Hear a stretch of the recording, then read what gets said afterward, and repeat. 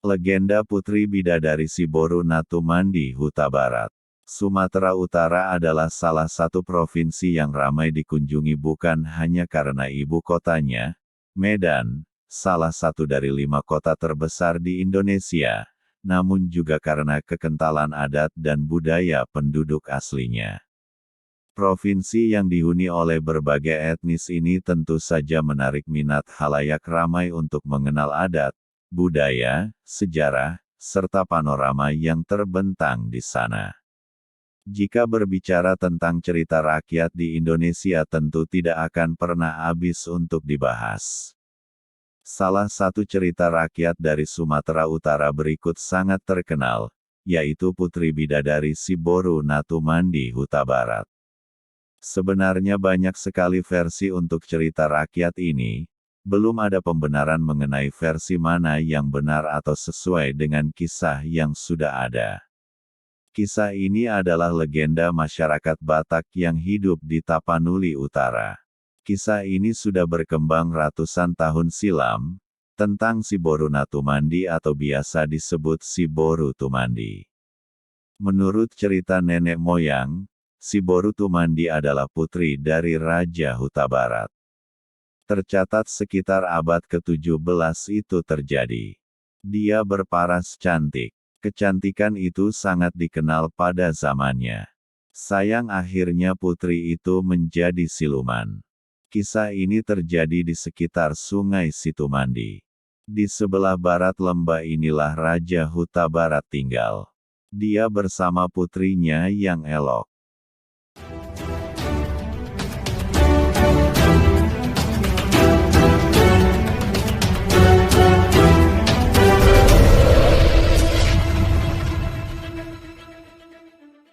Pada dasarnya, seluruh putri keturunan Huta Barat berparas cantik. Sampai sekarang pun jarang ditemukan boru Huta Barat berparas buruk. Maka legenda ini sangatlah masuk akal, bila Boru Tumandi digambarkan sebagai putri yang luar biasa cantiknya. Kecantikan Boru Tumandi itu membuat kegoncangan. Para putra raja pun banyak yang jatuh cinta padanya. Maka Raja Huta Barat membuat bangunan rumah untuk sang putri di tempat yang sangat tinggi. Tangganya terdiri dari pisau panjang yang sangat tajam. Dan putra-putra raja dari berbagai pelosok negeri yang berhasrat untuk menyunting sang putri jelita ini harus melintasi rintangan itu. Banyak sudah pelamar yang datang. Tapi dia tidak sanggup menaiki tangga pisau itu.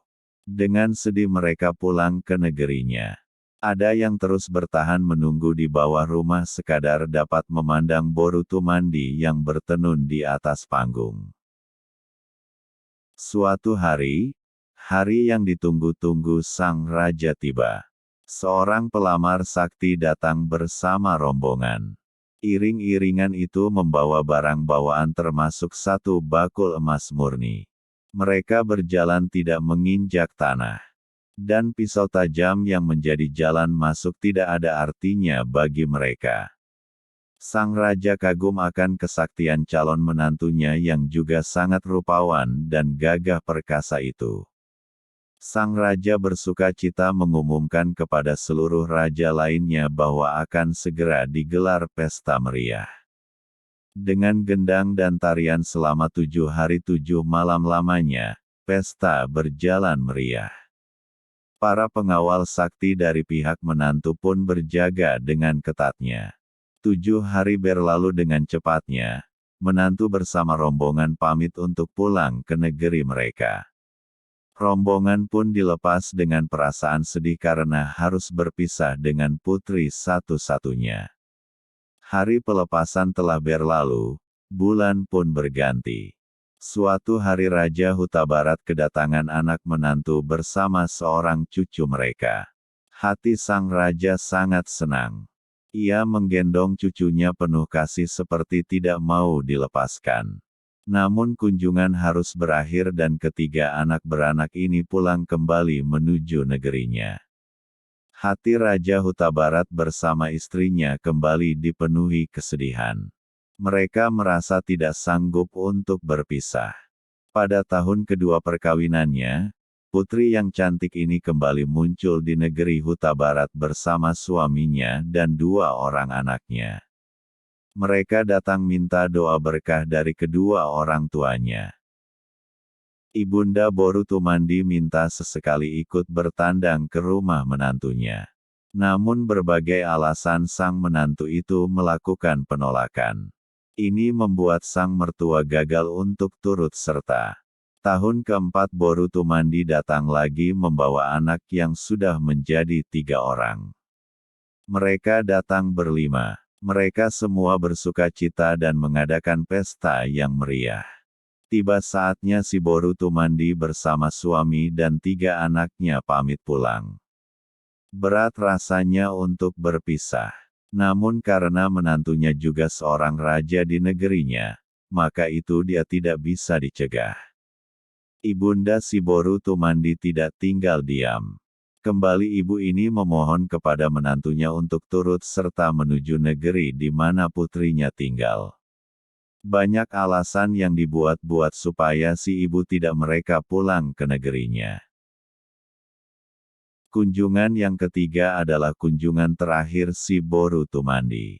Itu bermula dari Ibunda Boru Tumandi yang bersikuku ikut serta dalam perjalanan sang putri dan menantunya. Menantuku, kali ini ibunda harus ikut ke negerimu.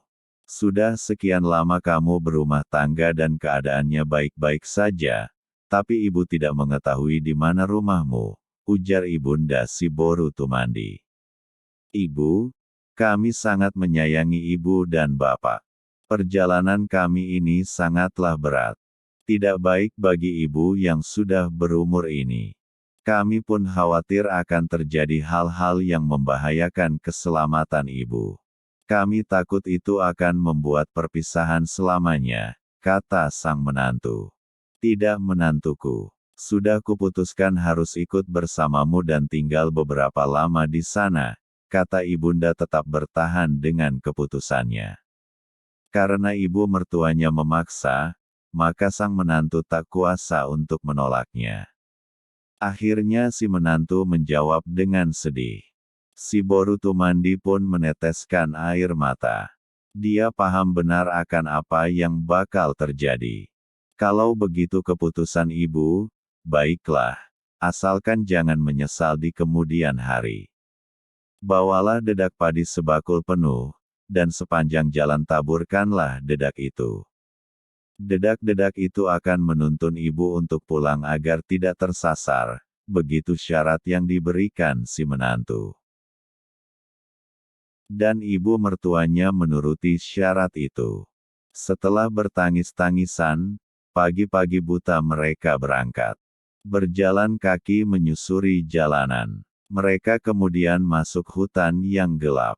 Perjalanan hening dan mencekam. Masing-masing dipenuhi pikiran kacau. Menjelang lewat tengah hari, sampailah mereka di tepi sungai yang sangat deras airnya.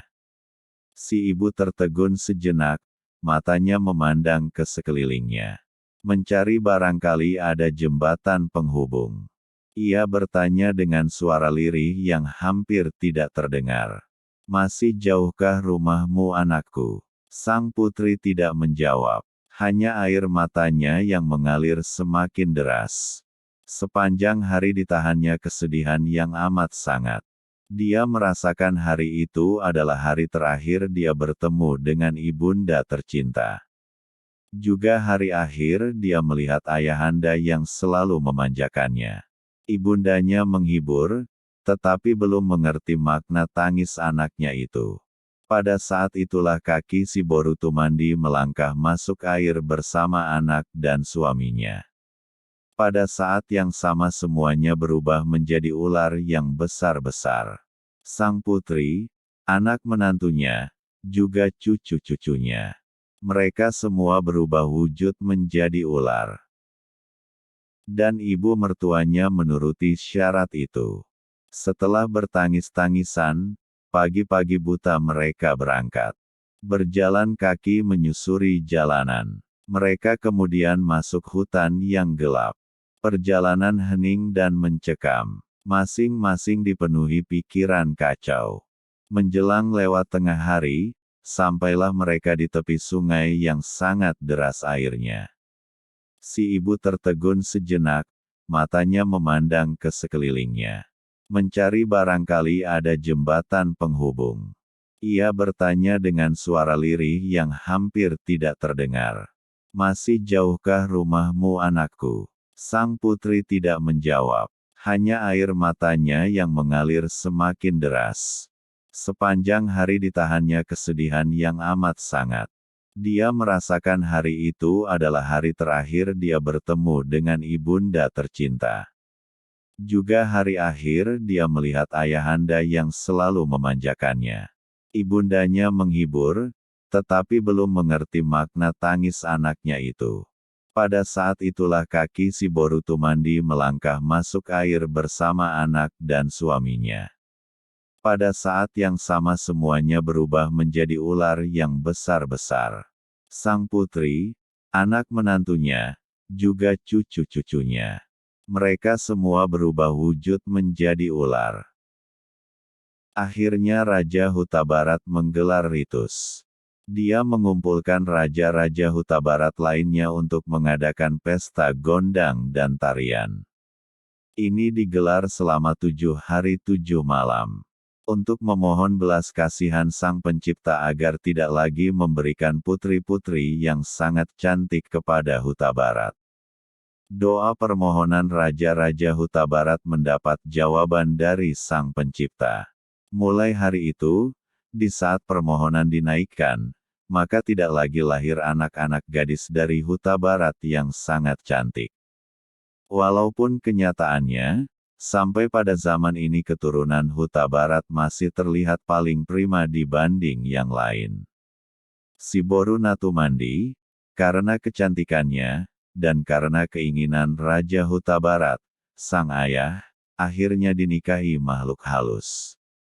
Sampai hari ini, nama itu tetap dikenang di kalangan Huta Barat. Hingga saat ini, sungai tersebut juga masih mengalir. Sungai itu dinamakan Boru Tumandi. Sungai yang tenang dan biasa diseberangi dengan mudah karena tidak dalam. Banyak anak-anak bermain di sana sekadar mencari ikan. Juga para wanita yang mencuci pakaian sambil bercanda. Namun perlu hati-hati. Jangan mencoba tertawa terbahak-bahak di sana. Itu dipercaya bisa membuat mulut orang yang melakukannya menjadi miring. Referensi: sawitplus.co. Dan dikabarkan TV Riau Bangkit, dari Tanah Batak Bona Pasogit Tapanuli Utara.